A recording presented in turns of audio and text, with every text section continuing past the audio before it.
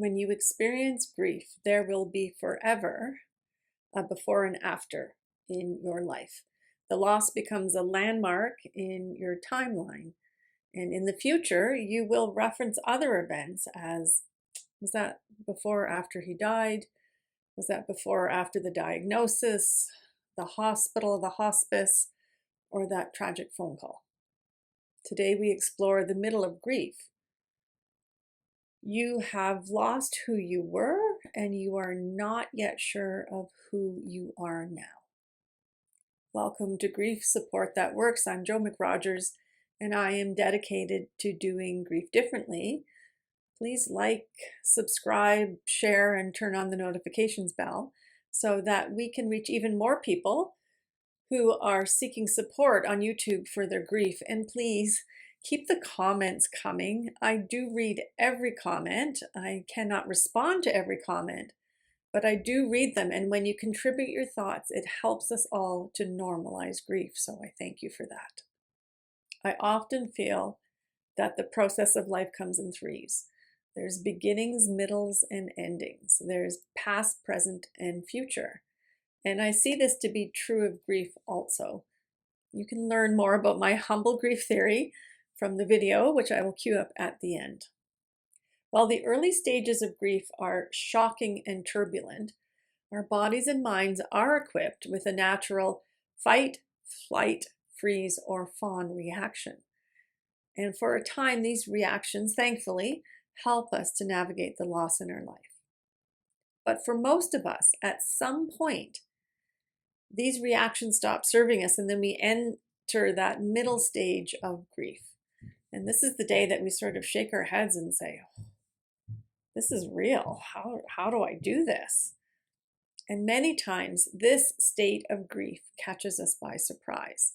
We have been tricked into believing that our fight, flight, freeze, and fawn reaction is how we do grief.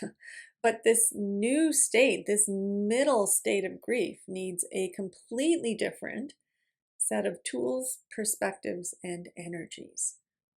And this state I refer to as the integration stage. How do I do this? My clients often worry that this is a sign that they are doing grief wrong or that they are moving backwards. But this is not true. This is a sign of actually moving forwards. Did you have a moment or moments where this was your emotional state of how do I do this and being completely undone by it? Let me know in the comments below. What I want to emphasize is that this state is in fact a sign that our grief is morphing and maturing.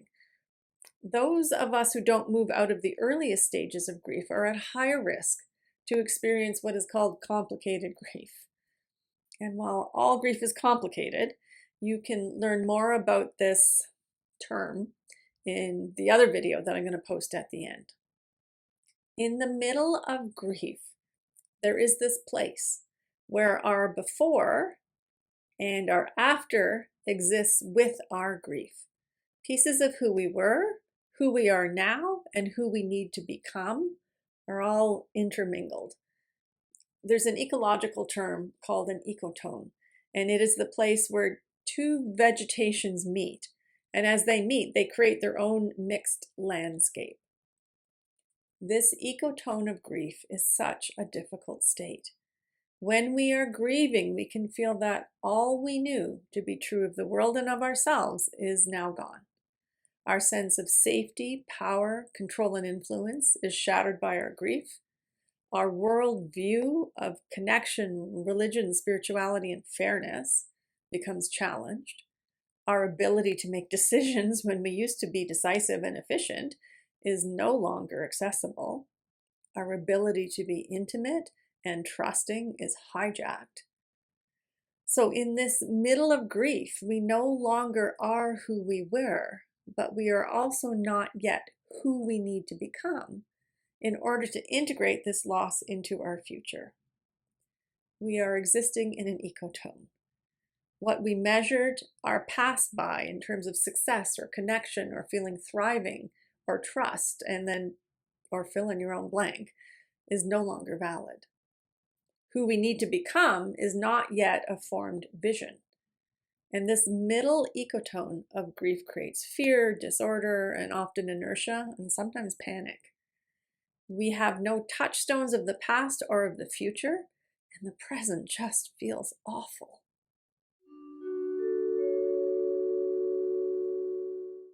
But what I want to emphasize is that this place is a normal, healthy, yet shitty place of grief. Your fight, flight, freeze, and fawn response has now shifted into the integration phase of how to live, love, and move into the future with your grief. It will require patience. It will require experimenting with what works for you and supports you. I always recommend seeking support in this state. It's going to require perspective, which is still far away. But most of all, it will require offering yourself grace to figure this all out. Please comment below on how you have offered yourself some amount of grace or not.